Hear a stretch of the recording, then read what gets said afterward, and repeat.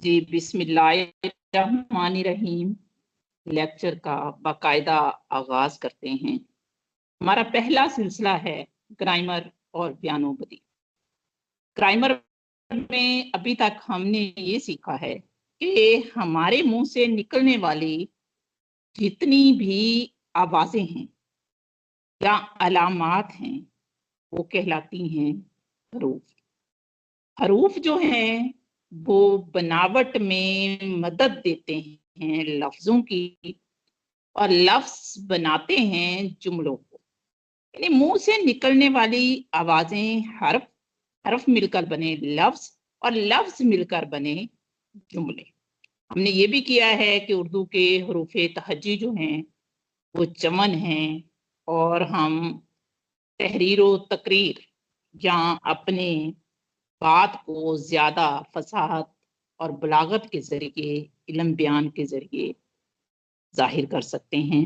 علم بیان سے مراد کیا ہے کہ اپنے کلام کو زیادہ خوبصورتی سے ضابطوں اور قاعدوں کے ساتھ بیان کرنا۔ ہم نے صرف و نحو کو پڑھا کہ صرف جو ہے وہ لفظوں کے عدل بدل اور اس کے الٹ پھیر کا علم ہے، جبکہ نحو جو ہے وہ جملے کا علم ہے۔ ہم نے علم بیان کو پڑھا کہ اس کی 4 اقسام ہیں: تشبیہ، استعارہ، مجاز مرسل، کنایہ۔ پھر ہم نے پڑھا کہ تشبیہ کیا ہے، اس کی تفصیل پڑھی کہ تشبیہ وہ ہے جس میں کسی چیز کو مشترکہ خوبی یا مشترکہ صفت یا مشابہت کی بنا پر دوسری کی مانند قرار دیتی ہے۔ ابھی ہم بات کر رہے ہیں گرامر کی، اور میں نے ابھی یہی بتایا ہے کہ ہمارے منہ سے نکلنے والی آوازیں کہلاتی ہیں حرف۔ حرف جب آپس میں ملتے ہیں تو وہ بن جاتے ہیں لفظ۔ لفظ مل کر یا آپس میں جڑ کر جملہ بناتے ہیں۔ صرف جو ہے اس کا موضوع یا اس میں مطالعہ کیا جاتا ہے لفظ کا۔ تو آج کا ہمارا جو لیکچر ہے وہ بھی لفظ کا ہے۔ لفظ سے مراد کیا ہے؟ یہ حروف وہ آوازیں جو آپ کے منہ سے نکلی وہ اس طرح آپس میں مل کر ایک حرف بن گئی کہ ان کا مفہوم واضح ہو، ان کی ہمیں سمجھ آئے۔ لفظ کی تشکیل ہوتی ہے حرفوں سے۔ حرف کیا ہیں؟ آوازیں، حرف ملے اور لفظ بن گئے، اور لفظ حصہ ہے صرف کا۔ لفظ کی اقسام کی بات کریں تو 2 ہیں، کلمہ اور محمل۔ کلمہ حرف آپس میں ملے لفظ بنائے، اور لفظ ایسا بنے جس کے معنی سمجھ میں آئے، یعنی بامعنی لفظ، واضح لفظ، وہ لفظ جس کے معنی ہمیں سمجھ میں آ جائیں وہ کہلائے گا کلمہ۔ جیسے روٹی، کھانا، پانی، گھر، کوئی بھی ایسا لفظ جو بامعنی ہو اور ہمیں اچھی طرح اس کا مفہوم سمجھ میں آ جائے وہ ہوگا کلمہ۔ محمل وہ لفظ جس کے معنی ہماری سمجھ میں نہ آئے، یعنی اس کے لیے کوئی خاص ایسی علامت نہ ہو جو جس کا مفہوم واضح ہو۔ جیسے میں نے ابھی روٹی کہا، روٹی بوٹی، ہم آواز تو ہیں، روٹی جو ہے وہ بامعنی ہے جبکہ بوٹی بے معنی ہے، تو جس کا معنی سمجھ میں نہ آئے وہ ہوگا بوٹی۔ لفظ کی اقسام 2 کی، کلمہ اور محمل۔ محمل کا چونکہ مفہوم ہی نہیں ہے اس لیے اس کی آگے قسمیں نہیں ہوں گے، جبکہ کلمہ بامعنی ہے تو صرف میں آگے ہم اس کا مطالعہ کریں گے، یعنی بامعنی لفظ جو ہے اس کو کتنی اقسام میں تقسیم کیا جا سکتا ہے۔ تو کلمہ کی یا بامعنی لفظ کی اقسام ہیں 3: اسم، فعل، حرف۔ حروف صوتی علامات، لفظ حروف کے ملنے سے بنا۔ لفظ کی اقسام 2: کلمہ اور محمل۔ مومل بے معنی اس کے آگے کس میں نہیں ہوتی، جبکہ کلمہ بامانی اور اس کی 3 اقسام ہوتی ہیں، اسم، فعل، حرف۔ ایک اور خوبصورت سا ہمارا سلسلہ ہے علم بیان کی پہلی قسم تشبیہ کی شعر کے ذریعے وضاحت۔ تو آج ناصر کاظمی کا شعر ہے، وہ ستارہ تھی کہ شبنم تھی کہ پھول، ایک صورت تھی عجب یاد نہیں۔ اب اس شعر میں ناصر کاظمی نے تشبیہ کا استعمال کیا ہے۔ تو سب سے پہلے میں آپ کو بتا دوں کہ علم بیان ہم نے سمجھا تھا کہ ضابطوں اور قاعدوں کے ذریعے ایک بات کو مختلف طریقوں اور مختلف انداز سے ادا کرنا تاکہ ہمارا کلام خوبصورت اور ہمارا اسلوب نیا اور اس میں چھوٹا پن آ جائے۔ اور علم بیان 4 چیزوں کا مجموعہ ہے، تشبیہ، استعارہ، مجموع اور کنایہ۔ تشبیہ میں نے بتایا تھا آپ کو کہ مشترکہ خوبی کی مانند ایک چیز کو دوسری کی مانند قرار دینا، اور تشبیہ کی مختلف اقسام ہیں۔ اس شعر میں تشبیہ کی جو قسم استعمال ہوئی ہے وہ تشبیہ جمع ہے۔ تشبیہ جمع وہ تشبیہ ہوتی ہے جس میں ایک چیز کو مختلف چیزوں سے تشبیہ دی جاتی ہے، جیسے وہ لڑکا شیر کی طرح بہادر، چاند کی طرح خوبصورت۔ اب لڑکا ایک ہے، اسے 2 چیزوں سے تشبیہ دی گئی ہے۔ یہاں اس شعر میں ناصر کاظمی نے اپنے محبوب کو 3 چیزوں سے تشبیہ دی ہے کہ وہ ستارہ تھی کہ شبنم تھی کہ پھول، ایک صورت تھی عجب یاد نہیں۔ صورت جو ہے وہ محبوب کی صورت ہے، یعنی یہ مشبہ ہے، یعنی محبوب کی صورت کو وہ تشبیہ دے رہا ہے۔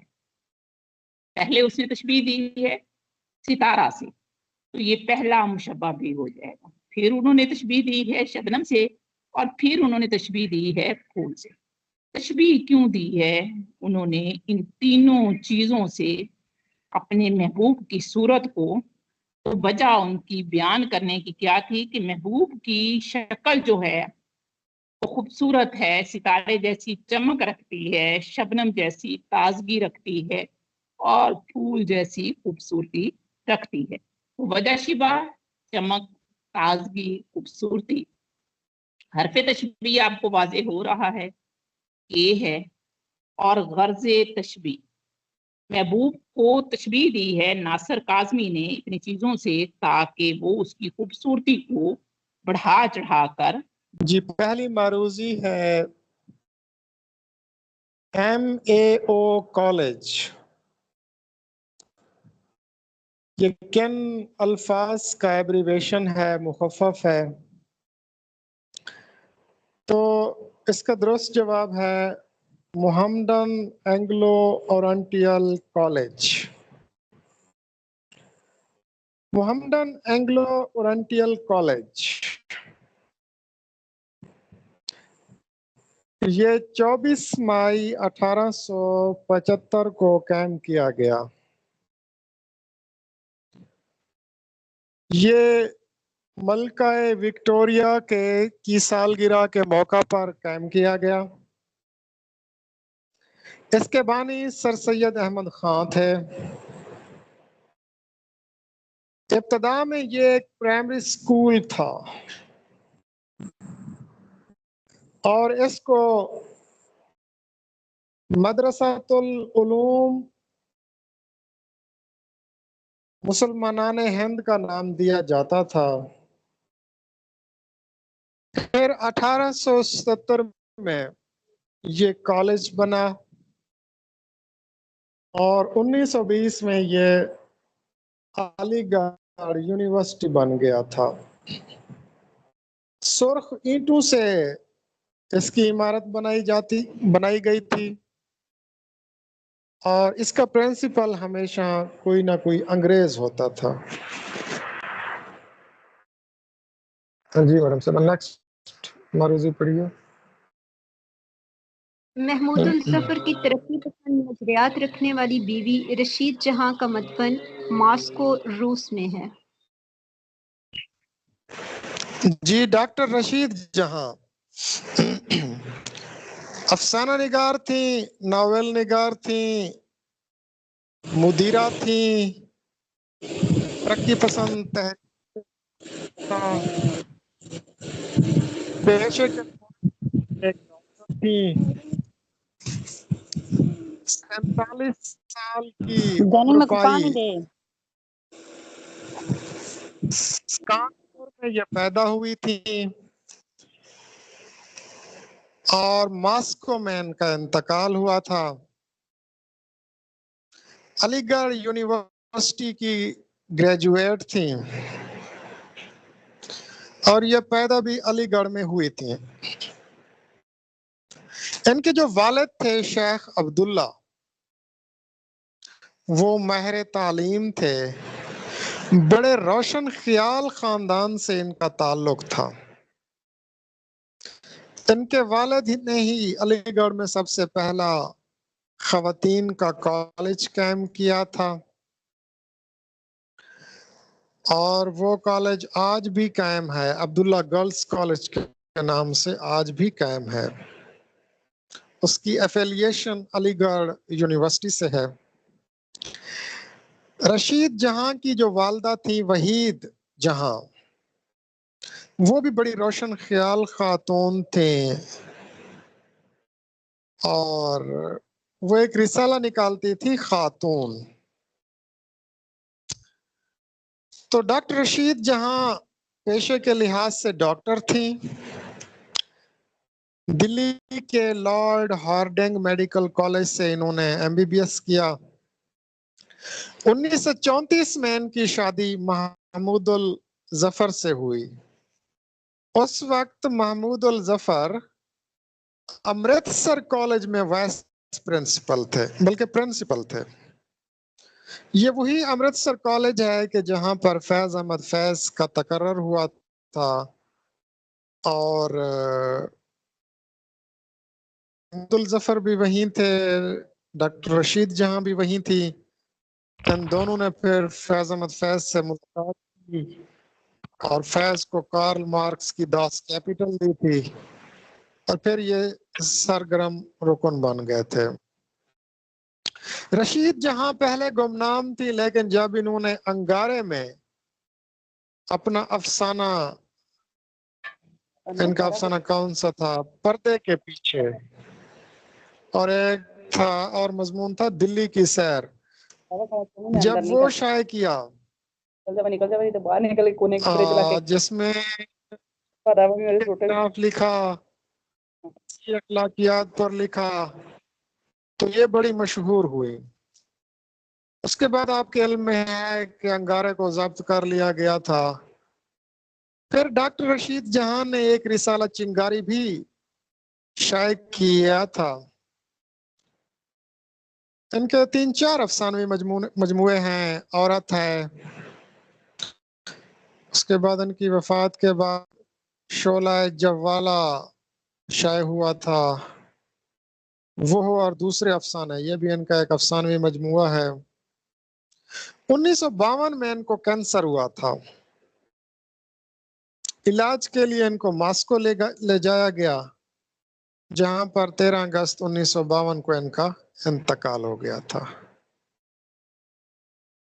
جی میڈم صاحبہ نیکسٹ۔ غالب کے نئے خطوط کے مصنف ہیں ڈاکٹر انور سدید۔ غالب کے نئے خطوط، خطوط غالب کی یہ پیروڈی ہے۔ یہ خطوط ماہنامہ تخلیق میں قسط وار شائع کیے گئے تھے۔ ماہنامہ تخلیق آپ کو علم ہے کہ اظہر اصغر نے جاری کیا تھا، اظہر اصغر اور اظہر جاوید انہوں نے جاری کیا تھا، اور اس کا انتصاب بھی ڈاکٹر انور سدید نے اظہر اصغر اور ڈاکٹر اظہر جاوید کا نام کیا ہے۔ اس کے آغاز میں ڈاکٹر وزیر آغا کا ایک خط بھی شامل ہے۔ اس کے بعد غالب کے کل 15 خطوط کی پیروڈی کی گئی ہے۔ اس کا دیباچہ اظہر جاوید نے نقش فریادی کے نام سے لکھا ہے. یہ 1975 سے 1982 کے درمیان لکھے گئے خطوط کا مجموعہ ہے. ٹوٹل 15 خطوط ہیں. تو کسی دن جب ٹائم ہوگا تو ان خطوط کو پڑھیں گے، ورنہ پھر خود پڑھ لیجئے گا.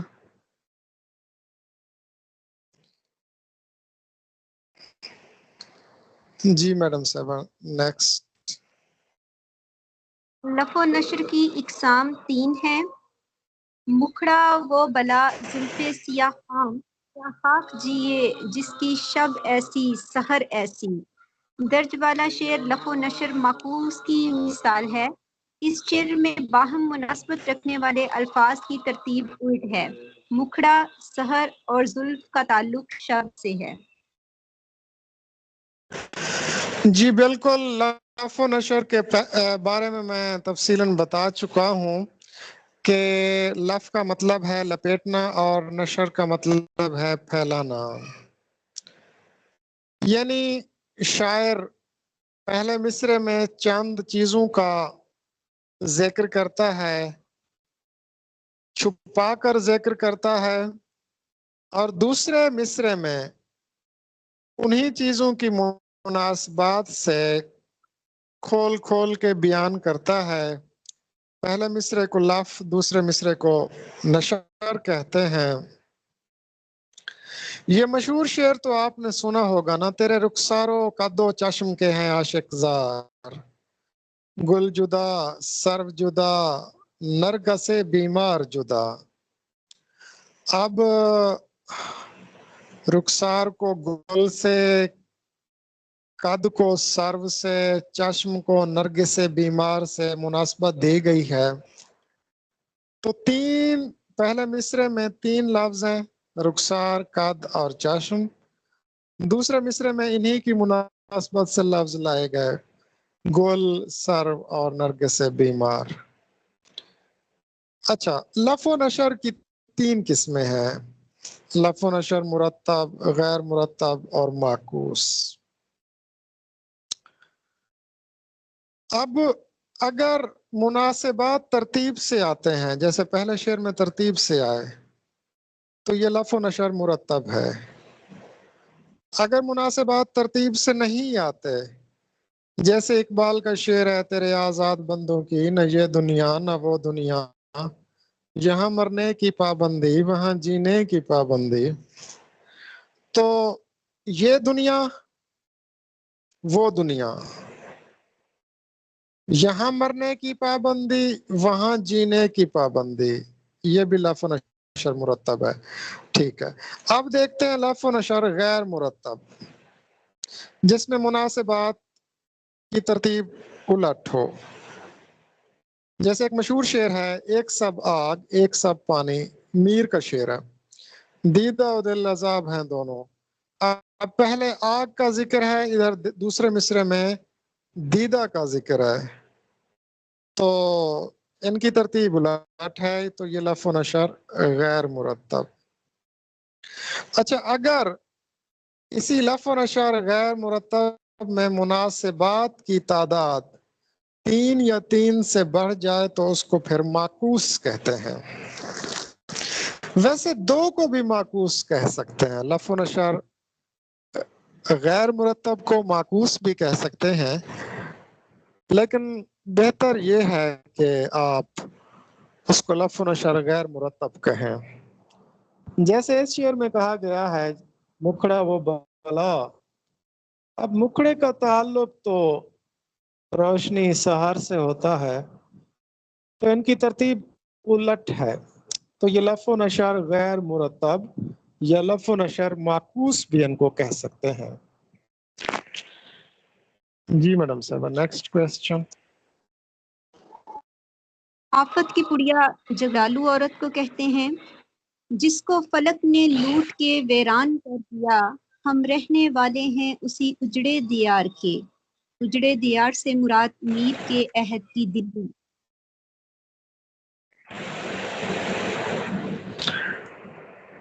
آفت کی پڑیا مجھے یاد آ رہا ہے ایک مرتبہ اس کی ڈیٹیل میں نے پڑھی تھی کہ پرانے زمانے میں راجا مہاراجا خوبصورت چھوٹی بچیوں کو زہر کھلاتے تھے، یا شاید وہ کچھ کوئی اور تھا۔ ہاں، آفت کی پڑیا سے عام طور پر جو مراد لیا جاتا ہے شوخ و شریر، چالاک و عیار، غضب کی خوبصورت حسین میل، کم عمری کے باوجود جو لڑکی چالاک اور مکار ہوتی ہے اور کسی کو بھی اپنی چال میں آسانی سے پھانس لیتی ہے، تو بڑی بوڑھی خواتین ایسی لڑکی کو آفت کی پڑیا کہتی تھیں۔ جی نیکسٹ کوشچن کون سا ہے؟ جس کو فلک نے لوٹ کے ویران کر دیا، ہم رہنے والے ہیں اسی اجڑے دیار کے۔ اجڑے دیار سے مراد میر کے عہد کی دلی۔ جی یہ کتاب عام طور پر میر تقی میر سے منسوب کیا جاتا ہے۔ آب حیات میں اس کا ذکر بھی ہے، کیا بود و باش پوچھو ہو پورب پہ ساکنو، ہم کو غریب جان کے ہنس ہنس پکار کے۔ دلی جو ایک شہر تھا عالم میں انتخاب، رہتے تھے منتخب ہی جہاں روزگار کے، اس کو فلک نے لوٹ کے ویران کر دیا، ہم رہنے والے ہیں اسی اجڑے دیار کے۔ تو لیکن ابھی تک محقق کہتے ہیں کہ کلیات میر میں یہ کتاب موجود نہیں ہے اور اس کا خالق نامعلوم ہے، لیکن اجڑے دیار سے مراد میر کے عہد کی دلی ہے۔ جی میڈم صاحب نیکسٹ۔ استعارہ میں مشترک خوبی کو کہا جاتا ہے وجہ جامعہ۔ جی یہ تو آپ کے علم میں ہے کہ استعارہ کے 3 رکن ہیں، مستعار من او، مستعار لہو اور وجہ جامع۔ تو مستعار لہو اور مستعار من او میں جو مشترک خوبی ہوتی ہے اس کو وجہ جامع کہا جاتا ہے۔ جی نیکسٹ۔ نہ تم مجرم نہ میں گنہگار، تم مجبور میں لاچار۔ خطوط غالب سے مکفہ نثر کا حامل جملہ۔ جی مکفہ نثر ایسی نثر ہوتی ہے کہ جس میں وزن تو نہیں ہوتا لیکن قافیہ ہوتا ہے۔ گنہگار اور غالب کے جو اس شعر میں بیان کیا گیا ہے لاچار، گنہگار، تم مجبور میں لاچار، تو یہ مکفہ نثر ہے کہ جس میں قوافی ہے لیکن وزن نہیں ہے۔ فلک پیما کے قلمی نام جی سے نیکسٹ لکھا کوسچن۔ بہادر، فلک پیما کے قلمی نام سے لکھا خان بہادر عبدالعزیز نے۔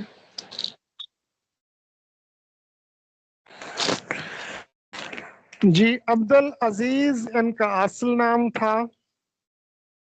گورنمنٹ کالج لاہور میں پہلے استاد مقرر ہوئے، پھر بیوروکریسی میں آ گئے اور پنجاب کے کمشنر بن گئے، پھر سیاست دان بن گئے اور اسمبلی کے رکن بن کے وزیر بن گئے۔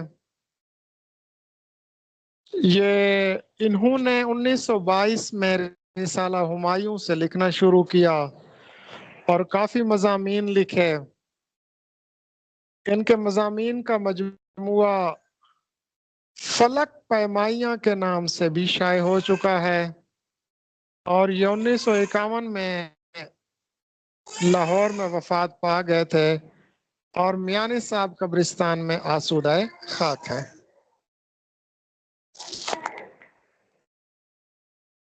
جی جی بیٹا مما ماما ادھر نہیں ہے، مما ادھر ہوگی۔